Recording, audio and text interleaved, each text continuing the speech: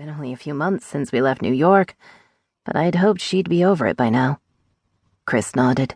Teen angst and issues were foreign to him. He'd been a teen at one time, but his perspective had been severely skewed. Being held in an underground bunker for 2 years after being kidnapped by a child abuser had given him a history few people could understand. He kept it to himself.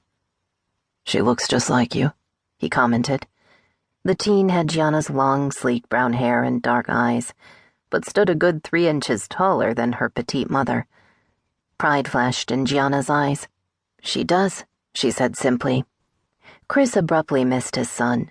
Brian had the dark coloring of his deceased mother, Elena, but looked exactly like Chris as a child. "Violet was terrified when I first got there," he said.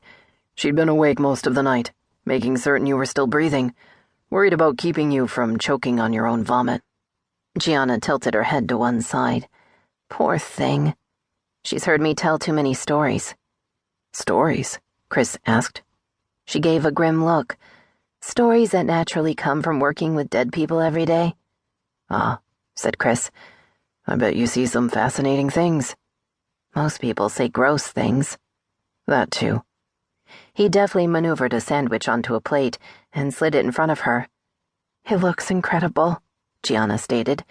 She took a look at her daughter. "I'm not waking her up. I suspect she needs sleep more than anything right now." "She'll have plenty of time to eat. We're going to be stuck here for a while."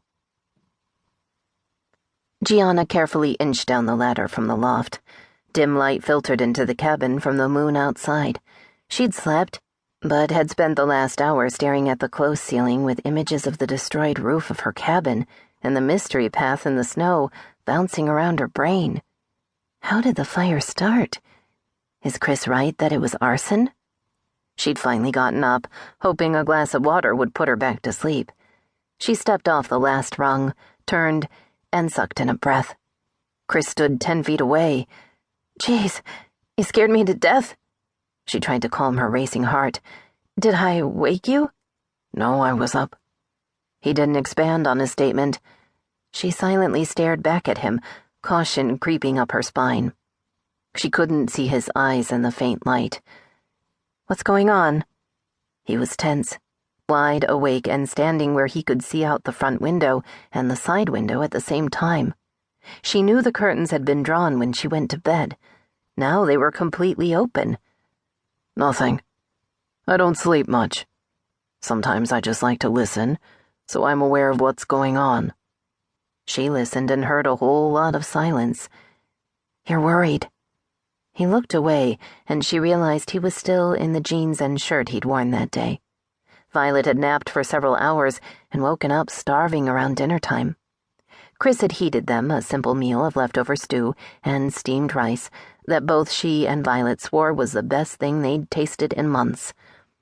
Later, Gianna had picked a mystery from his shelf of novels, while Violet entertained herself with games on her phone. Everyone had gone to bed early. Or so she'd thought. "Did you hear someone outside?"